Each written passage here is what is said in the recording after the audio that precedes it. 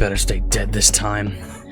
Anyways, Christmas Day 2009, a young Tyler the Creator releases a mixtape titled Bastard, a raw, chaotic, low-budget album that takes place in the room of his fictional therapist, Dr. TC. 2 years later, with the success of Odd Future, Tyler releases his debut studio album, Goblin, which in my opinion is a more bloated, watered-down version of Bastard. So, what went wrong? Let's start with what Bastard got right. This is what the devil plays before he goes to sleep. To understand why Bastard works so well, you have to look at what Tyler was actually trying to achieve with it. The entire project is framed around a therapy session with his fictional counselor, Dr. TC. The album opens with its title track, where Tyler goes in depth about everything that's on his mind. This song serves as a great opener as it brings you into the mind of Tyler. It perfectly sets up the tone and overarching narrative of the album. The eerie looping piano draws you into his world as he vents all of his frustrations with life. The thing I like most about the song is that it subtly foreshadows a lot of events that take place later on this record, where he name drops certain characters like Danielle, Milan, and Sarah. It's like an actual therapy session where he's telling Dr. TC about different topics he wants to discuss, and each song after it goes more in depth on them. The most important topic though is that of Tyler's father,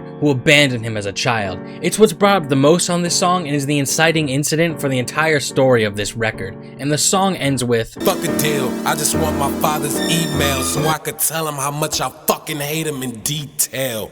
It's then followed up by 7, which has a perfect transition from Bastard. If you had the chance to tell him something, what would you tell him?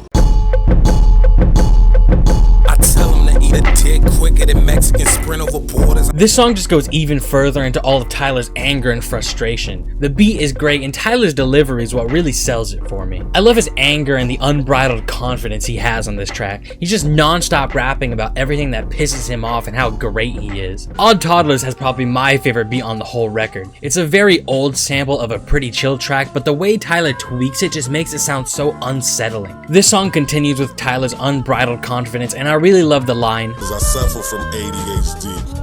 I should win a fucking award for being me." As well as, "I sold my soul to the devil for 30% off." Lines like these really help to build up the character that Tyler's portraying on this record and further exemplifies just how fucked up he is. An interesting production choice that almost every song on this record has is just how echoey it is. You can make it out a lot better when you listen to the record with headphones on, but the reason I'm pointing this out is just because of how well it sells the fact that this entire album and story takes place within Tyler's head. It's like Tyler's hearing these thoughts bouncing around and echoing throughout his mind, and this is partially what's making him so crazy. I'll go more into the story implications of this later, but here's a quick example of it. Tyler, hi, I'm Dr. TC, and I'm guessing that your teacher sent you here to talk because you were misbehaving. Moving on, we have French, which is a pretty funny song for how fucked up it is, and I really like the line, "Go ahead, admit it, faggot, this shit is tighter than butt break."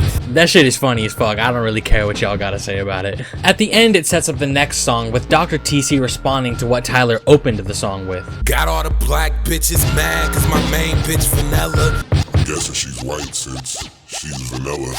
Tyler goes further into that topic on the next song titled Blow, which I'm sure you can imagine what that means. The whole song, Tyler goes in depth about luring a girl back to his place so that he can drug her, rape her, and kill her. I really like the chorus for the song and how the word blow reverberates. I just think it sounds super cool. And he wraps the song up with, "I like my girls, I like my drugs.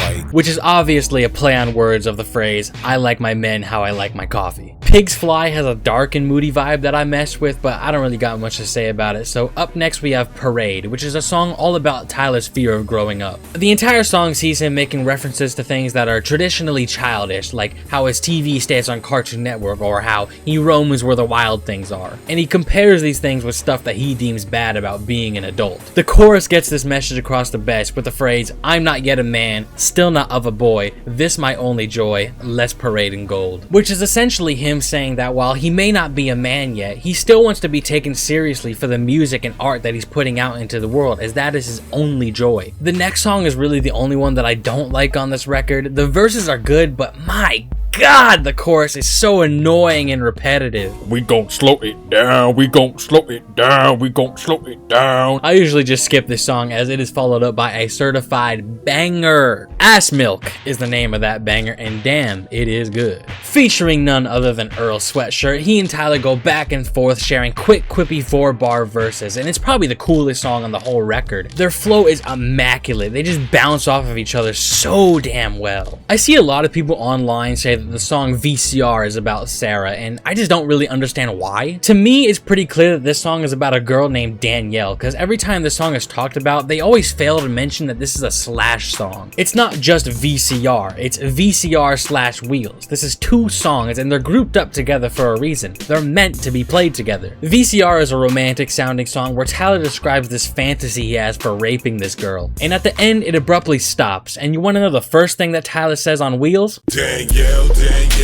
you heard about Raquel. Well, that didn't go well. Let's just try to make it swell. He's speaking to this character named Danielle saying, yeah, you heard what happened to Sarah, and that turned out pretty bad, so let's make this relationship worked out or else you might end up like her. I actually especially like this line as it implies more than just the fact that he's speaking to Danielle. It implies that the events of the song Sarah took place before this song, and maybe Danielle heard about what happened to Sarah in like the news or something. Which means since Tyler's speaking to this new girl, he must have got away with what he actually did to Sarah. So after all this time of Tyler foreshadowing Sarah across the entire album, you're finally at the point where you can learn what happened to her. The song opens and you hear the sound of a gun cocking back, followed by an eerie instrumental that just makes you feel uneasy, as if something's waiting around the corner to get you. In the first verse, you hear Tyler go on about his adoration for Sarah, saying such sweet things like, You make a nigga sing songs nice. You make a nigga nighttime day. He even says that he'd be willing to give up his first love for this girl. Isn't that just so romantic? But then you hear him say, I wanna eat you out like jello and mesh with your body like the bass in a cello. and you think, oh well, that's a little freaky, but what teenage boy doesn't have sexual fantasies, right? Surely that doesn't have any double meaning. And then our sweet boy Tyler finally builds up the courage to pop the big question. You wanna go to prom with? Nigga, hell no. Fuck. Shit. No, our poor boy got rejected. I'm sure he'll take it like a man though and keep his head held high. Maybe. No. Maybe. I'm sorry. Maybe. I got a date. Maybe. After that. Okay, Tyler, we're getting a little desperate here. Maybe just leave the poor girl alone. She obviously isn't interested. I wanna tie her body up and throw her in my basement. Keep her there so nobody could wonder where her face went. Geez, Tyler, those fantasies of yours are getting a little morbid, don't you think? You wouldn't actually... Shut the fuck up. You gon' fucking love me, bitch. Fucking put this gun in your fucking head. And just like that, Sarah's life is no longer her own. She is entirely at the will of this freak who just kidnapped her. In the second verse, you can hear him having a conversation with Sarah, with him going over everything that he wants from her. Sarah tries to calm him down by telling him exactly what he wants to hear. I'm serious. I don't ask for much. Your heart literally is what I do want for lunch. Wait, what did you mean by that, Tyler? By the end of the verse, you can hear Tyler start to choke poor Sarah out before taking her life. I would never get over you. Ever. Sarah. And that wraps up the story of Sarah. The poor girl didn't even get a true chance at life. Wait, why is the song still going? Half your body laying on my chest. The rest is on my stomach. That's including your breasts. He ate her. Bitch, you tried to play me like a dummy. Now you stuck up in my motherfucking basement all bloody. And I'm fucking your dead body, your coochie all cummy. Looking in your dead eyes, what the fuck you want from me? I don't know, Tyler. Maybe to not be killed or eaten or have her body desecrated? You are depraved. And then he has the audacity to say, I gave you everything. Before the song ends, you can hear the police bust through the door, but before they can catch him, Tyler shoots himself, ending his own life. Which then leads into the unreleased sequel for this song, but I'm not here to get into that right now. Sarah stays rotten in his base forever. What makes this song even more fucked up is that it isn't just fiction.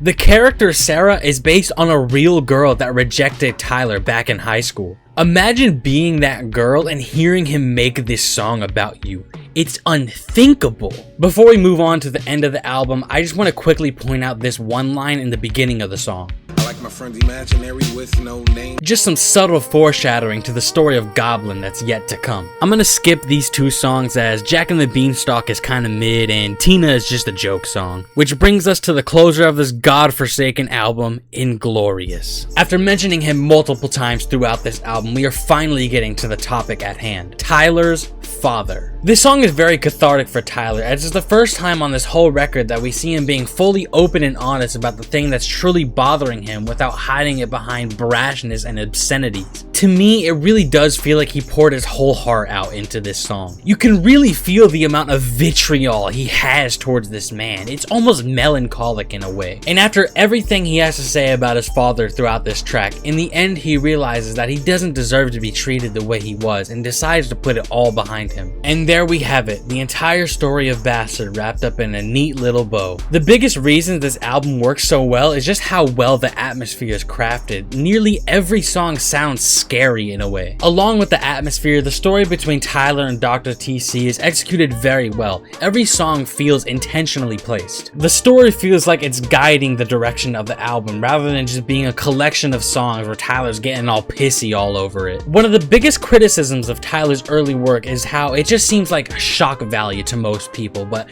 I could not agree less. Everything on this album feels like genuine emotional outbursts where a teen is just living through all these dark thoughts going throughout his mind. It genuinely does feel like a therapy session where he's just venting all the anger, frustration, and sadness he has for the world. Even an incredibly fucked up song like Sarah feels like it serves an actual purpose within this story. What makes the track stand out is that it plays out like a short horror story. Instead of just delivering shocking lines for the sake of controversy, the song follows a clear narrative that escalates as it goes on, turning Tyler's obsession into a full-blown nightmare scenario. And by the end of the album, the main problem that was set up in the very first song on this record gets resolved with Tyler getting over his absent father. All of these things come together to create an incredible horrorcore album where... Ah, fuck, they found me.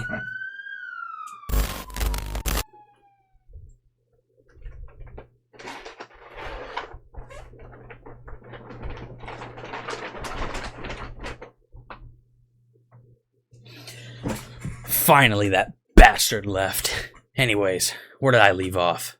Alright. 2 years later, after the release of Bastard, Tyler releases his debut studio album, Goblin. In my opinion, while being a pivotal point in Tyler's career, this album fails to capture the same feeling that Bastard had, and here's why. Just for some quick context, Bastard and Goblin are actually a part of a trilogy of albums called the Wolf Trilogy. All three of them share the same storyline with Dr. TC. Wolf is a pretty solid album, but to me, it really just starts to fall flat on its face with Goblin. It's pretty telling that out of the 15 tracks this album has, I only like 4 of them. Those being Yonkers, She, Nightmare, and Tron Cat. But let's start from the beginning. Similar to Bastard, Goblin opens with its own title track, where Tyler tries to recapture that same thing he did with Bastard, but this time it just completely misses the mark. Where Bastard opens with an atmospheric song with Tyler going through all his frustrations, Goblin opens with a boring song where 80% of the time he's just whining about critics and people that don't like his music. I genuinely hate how awful of a song this is for the album, as it does absolutely nothing to set up the tone or the narrative. There's no mention of any actual problem like there was on Bastard with the main theme being Tyler's father. There's no inciting incident. It serves zero purpose other than for him to just whine about critics. In the middle of the song, Dr. TC says, Bastard was good though. with Tyler responding back with, What you think I recorded for? To have a bunch of critics call my shit a bunch of horrorcore? and I cannot stress to you enough how much I hate this one line. This is actually something that's brought up quite a bit throughout this album. To me, when he says stuff like this, it feels like he's genuinely embarrassed of the art that he's making. Because what else can Bastard be described as other than horrorcore? That album is terrifying. He says it as if being labeled horrorcore is a bad thing. He says so many times on this album that he doesn't care about what critics think, but if that were true, why does he bring them up so much? Anyways, that's my little rant. The only lines I actually like on the song is right at the start with what Dr. TC says, and at the end when Tyler says, The devil doesn't wear Prada. I'm clearly in a fucking white tee. which on its own is a clever line, but putting it at the end of this wine fest of a song really doesn't do it justice, because this song is just not scary at all. This song is followed up by Yonkers, and for the songs that I actually do like on this album, I'm gonna skip for now and come back to later. And I'll explain everything I like about them, then use them to show you how I would fix this album. So then following that, we have Radicals, which is the worst song on this album. I hate this song. It is god awful. With a runtime of 7 minutes, it manages to say absolutely nothing while being the epitome of why everyone thinks early Tyler the Creator is just shock value. First of all, this song opens up with a disclaimer, with Tyler saying that everything in this song is just fiction, and it's like, just don't do that. What a great way to take me out of the music and out of the story that you're trying to tell. Just another example of him responding to critics that completely ruins the flow of the album. The entire 7-minute runtime of the song can be summed up into one 3-word phrase: just be yourself. That's it. That's all this song builds up to. Here's the chorus. Kill people, burn shit, fuck school. Kill people, burn shit, fuck school. Fucking radical, nigga. Fucking radical. Fucking radical. I'm motherfucking radical. That is what the entire song is. That shitty chorus just broken up by moments of dialogue where Tyler just tells you to be yourself. There is zero emotional weight. The entire thing is just an edgy teenager that thinks he knows better than the entire world around him. Like, wah, stop trying to force me to be someone I'm not. I'm a unicorn. And the song ends with a 2-minute, painfully slow dialogue section where Dr. TC just contradicts everything Tyler just said. So the one and only purpose this dumpster fire of a song had is now just completely pointless and was a waste of 7 fucking minutes. Like I said before, we will be skipping She and jumping to Transylvania. Now, with this song, I don't completely hate, I just think it's kind of stupid. I think the beat is actually pretty cool, but the lyrics are beyond brain dead. Although I do think the opening line is pretty funny. Goddamn, I love women. Daydream about penis being in them. Like that line is fucking stupid, but it's funny. And the chorus has this stupid ass line in it. I'm Dracula, bitch. Don't got a problem smacking a bitch. Like, oh really, Tyler? After all the crazy shit you said, you don't have a problem smacking a bitch? But yeah, this song serves no narrative purpose. It's really just here to be shocking and fill runtime. Skipping the last 2 good songs, we have Her. And I also really fucking hate this song.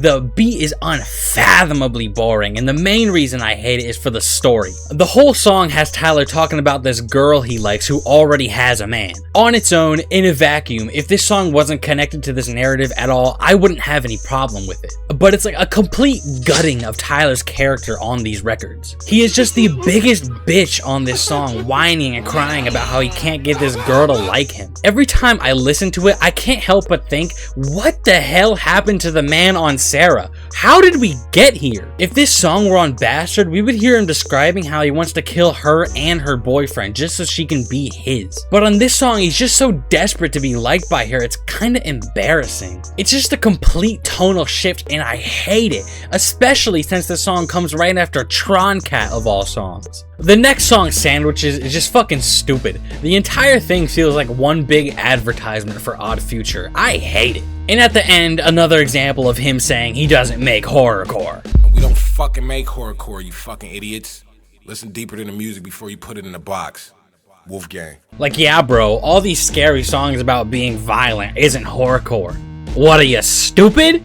It's such a stupid thing to say. Is your music supposed to forever remain undefined? What other genre would this be classified as? Anyways, next song. Fish/Boppin' Bitch. Let's start with Fish, and I honestly just have nothing to say about it. It's incredibly boring and nothing interesting is said at all. Boppin' Bitch, the song paired with it for some reason, is even worse somehow. It's just annoying. Worthless waste of 6 minutes. Now, with all the hate that I've been spewing, you'll probably be surprised to hear that I actually do like Analog. The reason I don't have it grouped up with the other songs that I like is because it doesn't actually do anything within the context of the album. It's just a good standalone song, but I would still keep it as it's a good change of pace. I think the beat is pretty nice, it's just a chill song. The next song, BSD, I am not counting as it is just a joke song like Tina, so we'll be skipping it. Although I will give BSD some credit where it's earned in the fact that it actually does continue the narrative with Tyler killing Jasper and Taco at the end of the song. Which then brings us to the monumental track that is Window with a whopping runtime of 8 minutes. Let me start by saying that I think the concept for the song is really, really good, but it was executed so poorly that it just completely falls flat on its face. The song opens with TC bringing all of Tyler's friends into the room with them so they can talk with him. So basically, the song is about his friends trying to make sure that Tyler is okay, essentially. Or at least that's what the song should be about, but instead they all just go wildly off topic, talking about all sorts of other random bullshit. The entire first verse with Damo is just him saying he likes to smoke weed, like, okay? The second verse with Frank is really the only one that has anything to do with Tyler, talking about his past a bit, but it ain't much. Haji on the third verse also just exists to say he likes weed and bitches. And Mike G's fourth verse is just him talking about how he's rich and famous now. The first 4 minutes of the song is useless garbage that serves zero purpose. This is supposed to be a therapy session for Tyler, but instead his friends just say a whole lot of nothing. This song is so slow and boring, and Tyler's verses really are not much better. More of him complaining about critics, and there's this whole section where I guess he's speaking to a fan. It just makes no sense. It feels so pointless, and the flow is terrible as well. I dread listening to this song. Around the 6 minute and 30-second mark, Tyler then kills off the rest of his friends, and I do like that for the story. So now it's just Tyler and TC left. TC tries to console Tyler, but honestly, I think his acting here just kind of sucks. You're supposed to fucking help me! I'm here to help you. The fuck? Calm down. I'm here to help you. He doesn't sound like he's actually distraught at all, but honestly, it's not really that big of an issue. Anyways, after that huge story beat of him killing all of his friends, you'd think it'd be followed up next by a pretty crazy song, but no. It's just followed up by an instrumental track. Lovely.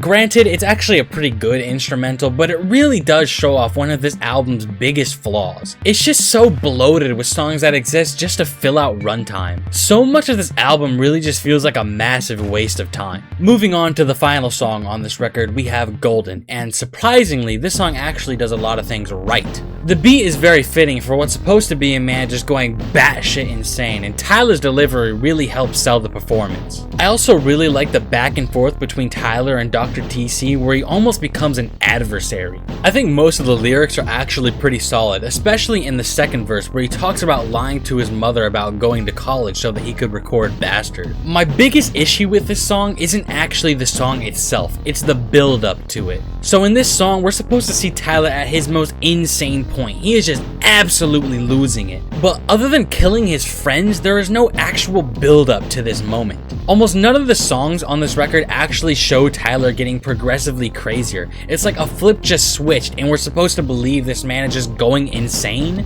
It just doesn't really feel earned. So at the end of the song, it's revealed that all of these characters across the entire Wolf trilogy, including all of his friends and Dr. TC, was just all in Tyler's head. It was just a figment of his imagination. All of these characters were just Tyler himself. See, you're not going crazy. It's me, I'm your best friend, Tyler. I know everything. I know everything about you. You've been helping yourself this whole time. Your friends are just figments of your imagination. Dr. TC. See, Tyler, I'm the conscious. I'm Tron Cat. I'm Ace. I'm Wolf Haley. I'm me.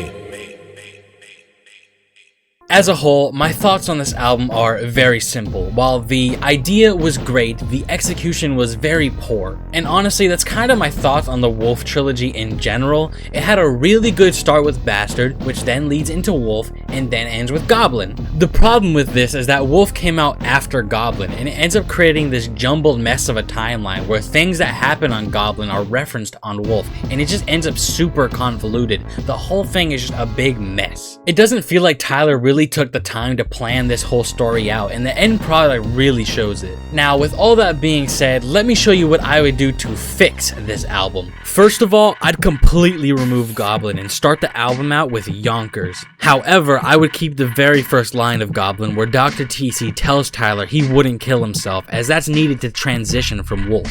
But getting into it, the reason I choose Yonkers as the opener is because it actually sets up the tone and the narrative for the rest of the album. First of all, this track has Tyler just being an asshole to everyone and everything, and that sets up the tone. Then in the final verse, Tyler alludes to everything that the story in the album is eventually gonna build up to with this. I'm Wolf. Tyler put this fucking knife in my hand. I'm Wolf. Ace gonna put that fucking hole in my head. And I'm Wolf. That was me who shoved the cock in your bitch. He is alluding to the fact that all of these characters are him, and then he alludes to the fact that Dr. TC is his consciousness with this clever line. Fuck everything, man. That's what my conscience said. Then it bunny hopped off my shoulder. Now my conscience dead. Now the only guidance that I had is splattered on cement. These two things perfectly foreshadow what is yet to come without going into too much detail about it, so upon a first listen, you might not even notice it. And if you really want to keep the thing where the last track lines up with the first, you can just change the name of Yonkers to Goblin. It's really not a big deal. Now, structurally speaking, I think this album should start with more mellow songs, and throughout the album, each song should see Tyler slowly losing his mind more and more as the story progresses. Yonkers being the first song is just alluding to what is gonna happen. After Yonkers, having Analog play right after it would be a pretty good way to continue the storyline of Wolf, where Wolf and Salem were at the lake. Obviously, it's not a super story-heavy song, but it would be a cool little callback to how they got there. And honestly, if it were me, I would change the song's name to Her and just completely scrap the actual song titled Her.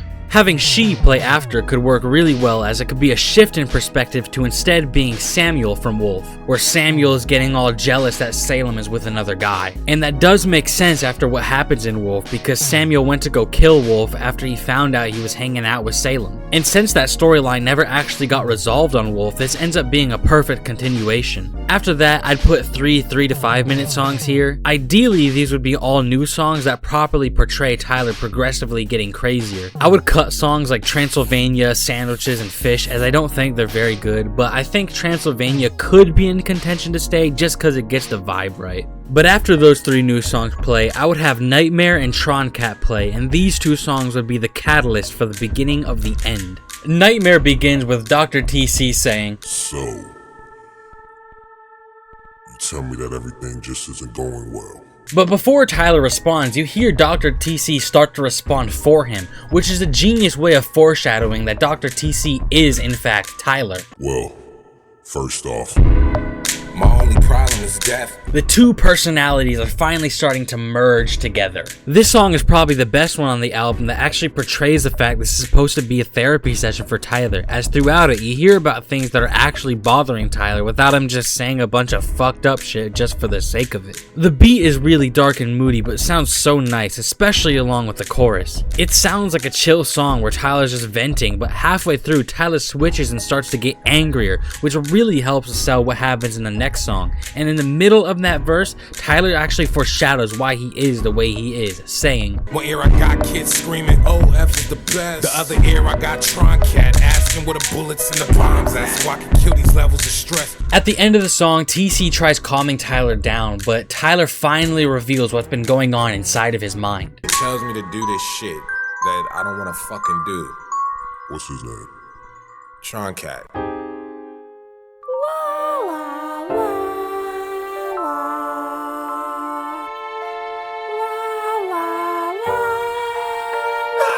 which then leads directly into the next song, aptly titled Tron Cat, which obviously sees Tron Cat take over Tyler's mind, and we get a real glimpse of what's been going on inside there. In my opinion, this is the best song on the whole record, and it genuinely feels like the most natural evolution from the sound of Bastard. I don't think I really need to explain what makes this song so good, just listen to yourself and you'll completely understand why. Now, at the end of the song, when Dr. TC says,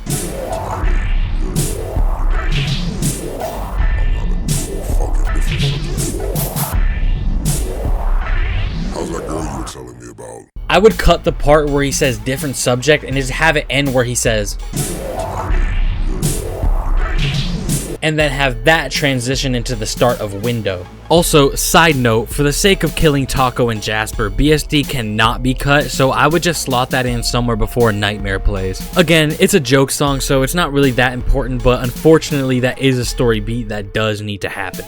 So then after Tron Cat, we transition into Window, with TC bringing in all of Tyler's friends to help him work through his problems. Now, if you remember, I did say that I like the concept of this track a lot, but I think the execution was poor. I think a better way to do this song would be to shorten it to 5 or 6 minutes max and have each of Tyler's friends speaking to him one at a time while Tyler responds to each of them disputing everything that they just said.